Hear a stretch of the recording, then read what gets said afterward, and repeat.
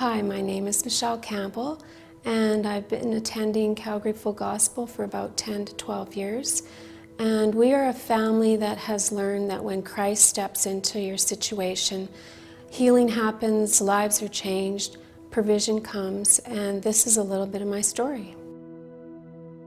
So in September 2018, towards the end of the month, I wasn't feeling the greatest. Thought I had the flu, so I went to the neighborhood clinic and they checked me out, and the strange part of that is I was having a lot of pain in my right shoulder. So they kind of patted me on the head and sent me home, and nothing much came of it. A few days later, the pain had escalated to the point where it was getting quite severe, and my son and grandson live with us, and so my son felt that we needed to go to the hospital. He thought maybe I was having a heart attack, so he made all those appropriate phone calls, called my daughter, called my brother, and my husband had been working out of town at the time, so they called him and said, you need to come home. Mom's not doing the greatest. So they called the ambulance and they took me into the Rocky View Hospital. So I think it was within about 45 minutes I was told that I was diagnosed with necrotizing fasciitis, which is the flesh-eating disease. What it is it gets underneath the skin into the clean tissues, and basically it does exactly what the name says. It eats through your muscles and your tissues, and it has the ability to travel through your body at about 1 inch an hour.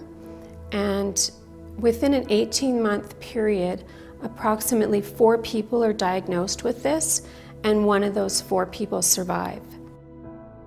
So they informed my family of the severity of the situation, and they took me into surgery right away, and that's how you have to get rid of it, is they have to surgically remove the infected muscle and tissue. They took me into surgery. By the time that we came out, my husband had arrived, and within the next 12 hours, I underwent 4 more surgeries to remove the infected muscles and tissue. When it got to the point where the doctors felt that it might be necessary for them to remove my right shoulder and my right arm, they had to talk to my husband and my family, and they had to have release forms signed. And so my husband signed the release form. After that, it was pretty much a low point for him that, God, this cannot happen. This is not going to happen. And he put a stake in the ground for me, and he said, I need you to show up and be God, and I'm not going to lose her, and this is not going to happen. And so, as you can see, I have my arm, and it didn't happen, and God showed up, and he was God in the midst of this situation. A couple of weeks prior to that, my daughter had gone to a sonship conference, and she was asking of the Lord to use her in a prophetic way.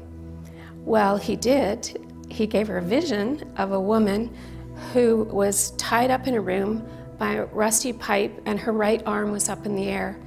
And she inquired of the Lord if she could cut the woman down and if the Lord would save her. And he said, absolutely, you can cut her down. And she started praying that the Lord would cut her down and that the Lord would save her.